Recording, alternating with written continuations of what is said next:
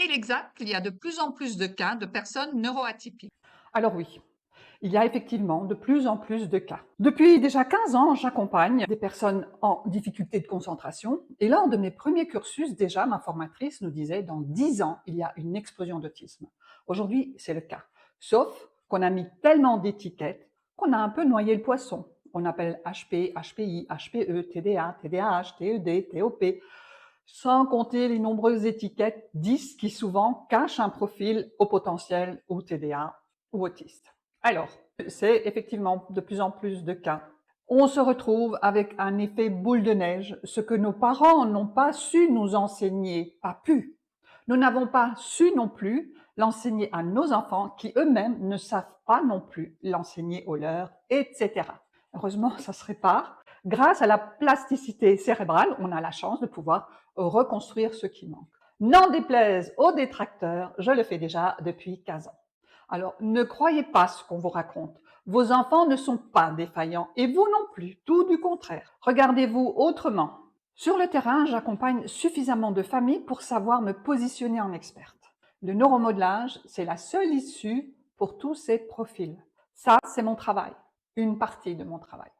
Et une maman répond à mon commentaire en disant « Intéressant le neuromodelage. Est-ce que c'est de la remédiation cognitive ?» Très bonne question. Et la réponse, chère madame, est non. Le neuromodelage ne fait pas de remédiation. La remédiation cognitive entraîne une fonction.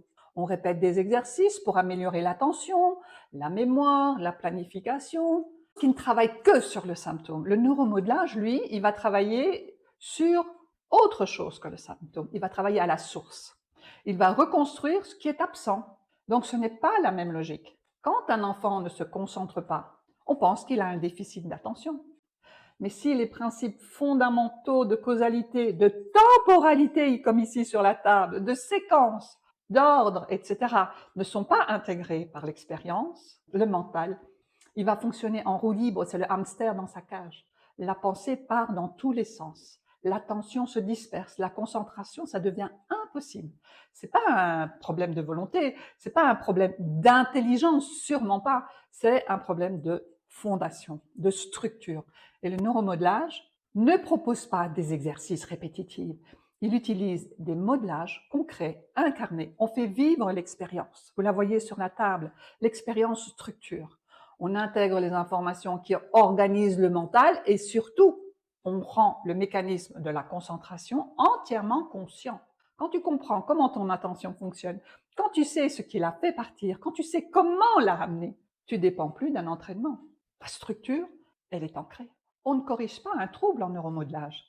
On construit des bases indispensables pour qu'un cerveau fonctionne de manière balisée et pas en roue libre.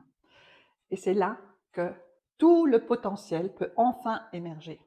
Alors like, partage, commente et fais parler du neuromodelage parce que sûrement dans quelques temps, on aura compris qu'il n'y a que ça qui fonctionne.